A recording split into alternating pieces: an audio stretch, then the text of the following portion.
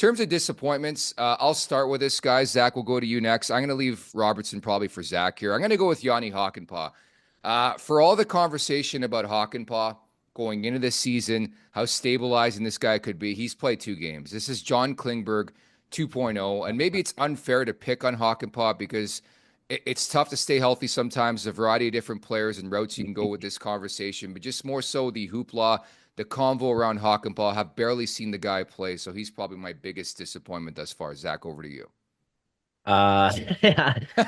You're gonna sewer me. The Christmas that's gonna go out the window is gonna be people like, fuck this guy, get him off the screen.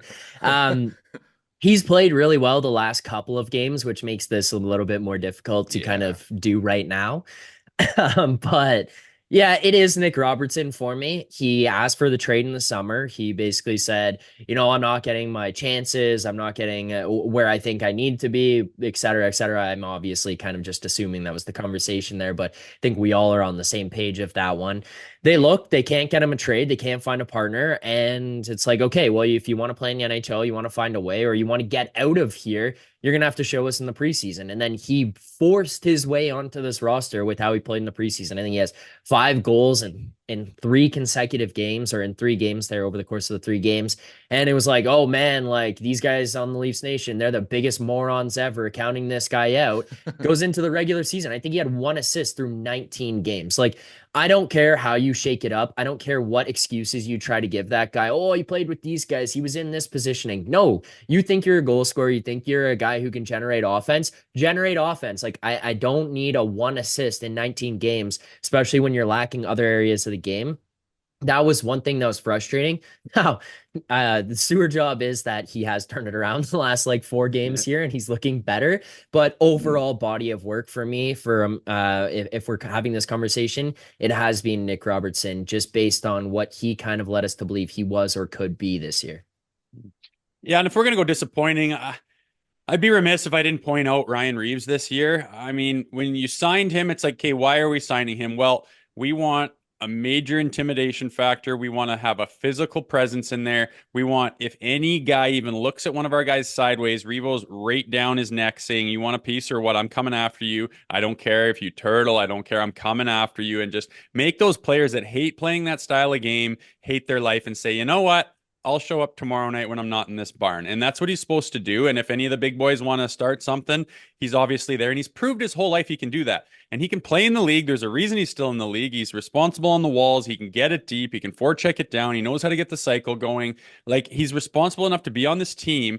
But what is your job? Everyone in the NHL does something really, really well that brings a major presence to the team. And we know what Ryan Reeves is, and he hasn't done it. And it's not just the fighting. Like, I'm very surprised he hasn't scrapped by Christmas yet. Morgan Riley, we were chuckling about how he's got more than Revo. It's kind of a surprise. And I honestly don't even care if he fights. It's the presence that he has on the ice of always patrolling, running your mouth. Like, he is the king of that league right now. There's like 3 guys that can hang with him. I would be the cockiest, mouthiest prick in the world. I would intimidate every little skill player. I would make them go into a shell and just be like, I want nothing to do with this. I'm going to go home now and I'll try again tomorrow. That's what you want them to do, is just say, screw it. I'm not into this right now. I don't like this style of hockey. Give yourself a little bit of an edge. And I haven't even seen him do it once. A little bit disappointing. Not writing him off yet. But if you want to be in that lineup every night, Revo, you got to bring some presence. Yeah, I agree. And I think that's what you need from a guy like Ryan Reeves, too. I think we're going to hit on the power play after, so I'll leave that for us to pick apart here. But I guess disappointment for me, I'm going to kind of hit on 2. I think Holmberg and obviously Kampf have just been vanilla all year. And guys that, like, especially in a role in a team where you've had some injuries and you've had a chance to really get guys up in the lineup and work your way in and get a chance to prove that you're ready to go and take that step. I just think at times where they've really needed, thank God for Mitch Marner, thank God for John Tavares, the way they've stepped up. Willie Nylander's been good all year.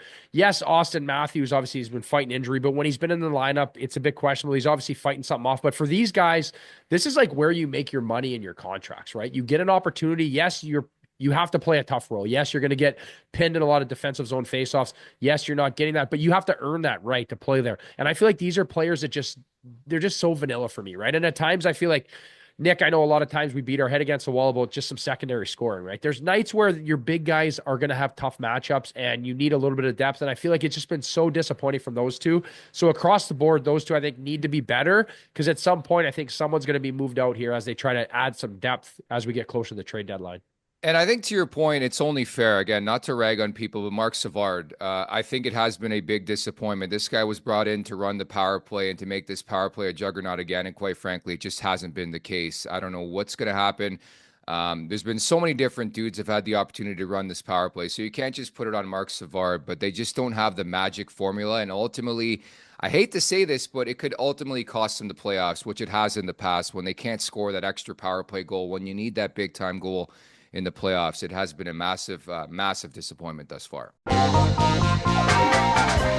Make sure to check out more of our content right here on the Leafs Nation YouTube page. We got long form interviews, we got clips, we got epic rants by Jay Rosehill. We simply have it all. And don't forget, you can find out much more at theleafsnation.com. Thanks so much for watching.